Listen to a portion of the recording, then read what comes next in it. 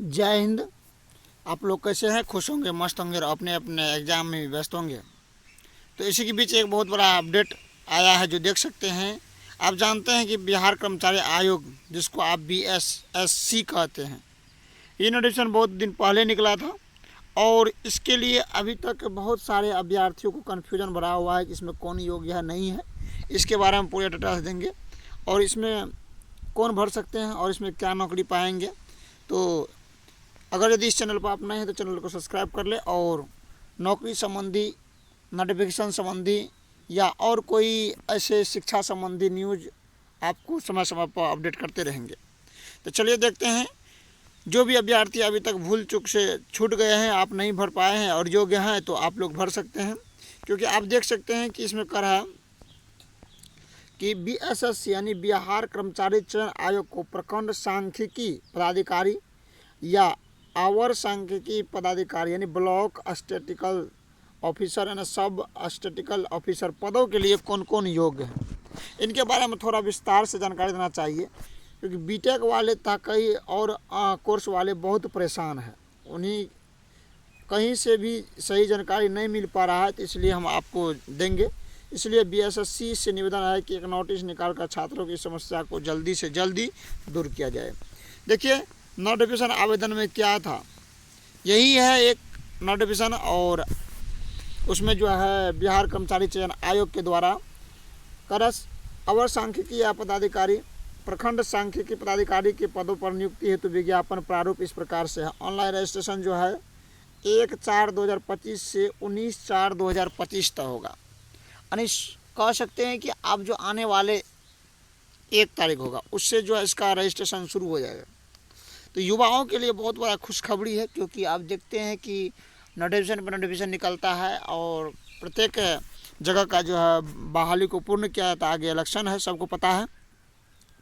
विज्ञापन संख्या 1/25 अर्थ है कि सांख्यिकी निदेशालय योजना एवं विकास विभाग बिहार पटना के अंतर्गत अवसर सांख्यिकी पदाधिकारी, प्रखंड सांख्यिकी पदाधिकारी के निम्नलिखित रिक्त पदों पर नियुक्ति हेतु सुयोग्य उम्मीदवार से ऑनलाइन आवेदन आयोग की website BSSC Bihar government in पर आमंत्रित किए जाते हैं।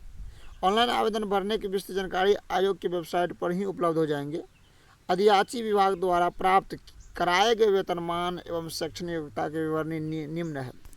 सबसे बड़ी मुद्दा है, चलिए हम देखते हैं कि कौन कौन इसमें आवेदन कर सकते हैं। क्योंकि जब आप योग्य रहिएगा तब तो आप इसमें फॉर्म अप्लाई कर सकते हैं। तो पद का नाम तो आप पहले ऊपर में भी पढ़ सके थे। वेतन की स्तर है 7वां स्तर दिखा रहा है। कर शैक्षणिक योग्यता मान्यता प्राप्त विश्वविद्यालय से या तो वो अर्थशास्त्र में होना चाहिए, या तो मैथमेटिक्स में होना चाहिए, या सांख्यिकी में से किसी एक विषय से स्नातक होना चाहिए। यानी इकोनॉमिक्स से आप अगर यदि इकोनॉमिक्स से आप जो विश्वविद्यालय से जो है मतलब विश्वविद्यालय से अगर स्नातक कर चुके हैं, या मैथमेटिक्स की या सांख्यिकी में से किसी एक यानी स्टैटिस्टिक्स में से, तो फिर आप भर सकते हैं। दूसरा नोट भी है, पास कोर्स के रूप में उक्त विषयों से स्नातक डिग्री या पूरक डिग्री, जिसको सब्सिडरी कहते हैं, कि स्नातक में डिग्री प्राप्त अभ्यर्थी भी उक्त पद हेतु योग्य है। कहने का मतलब अगर स्नातक में आपको ये 3 गो विषय में से अगर कोई नहीं मिलता है और वो विषय सब्सिडरी में हो, सब्सिडरी मतलब मैथ हो या इकोनॉमिक्स हो या सांख्यिकी हो, ये सब्सिडरी में है, तो आप भी इसके लिए योग्य है, टेंशन न लें। फिर भी आगे देखिए कह रहा है सीट की बात किया जाए तो किसमें कितना सीट है।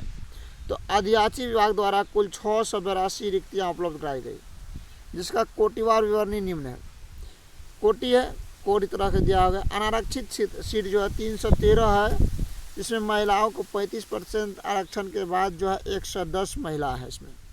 अनुसूचित जाति जिसको शेड्यूल कास्ट कहते हैं यानी SC कहते हैं 98 को, जिसमें 34 को महिला ही आवेदन करेंगे, क्योंकि महिला की सीट पर पुरुष नहीं जा सकते हैं। अनुसूचित जनजाति 3 नंबर में ये 7 गो सीट है, जिसमें 2 गो महिला ही चाहिए। अत्यंत पिछड़ा वर्ग यानी 112 सीट इसके लिए है, जिसमें 39 को महिला होगा। ठीक है। पिछड़ा वर्ग 62 सीट है और इसमें 22 को महिला इसमें रिक्त किया गया। पिछड़ा वर्ग की महिला 22 सीट है, जिसमें महिला का सीट ही नहीं है। और आर्थिक रूप से कमज़ोर वर्ग EWS उसके लिए 68 है और 24 में महिला इसमें नियुक्त होगी। स्वतंत्रता सेनानी के पोता पोती नाते हेतु जो है पिछड़ा वर्ग यानी टोटल मिलाकर के 14 गो है। टोटली वैकेंसी में 14 के लिए इसको जो है ना मान्य किया गया है कि अगर यदि आएंगे तो उसके लिए 14 गो वैकेंट रहेगा। और दिव्यांग अभ्यर्थी है तो आरक्षित पदों की संख्या इस प्रकार से है, अगर 4 नंबर का है तो 7 गो है, उससे आगे यानी ये जो दिव्यांग अभ्यर्थी के पक्ष में है तो इसके बारे में हम पूरा नहीं बता सकते हैं, क्योंकि इसके दिव्यांग के लिए कितना % क्या होती है वो मेडिकल टेस्ट होने के बाद ही पता चलता है।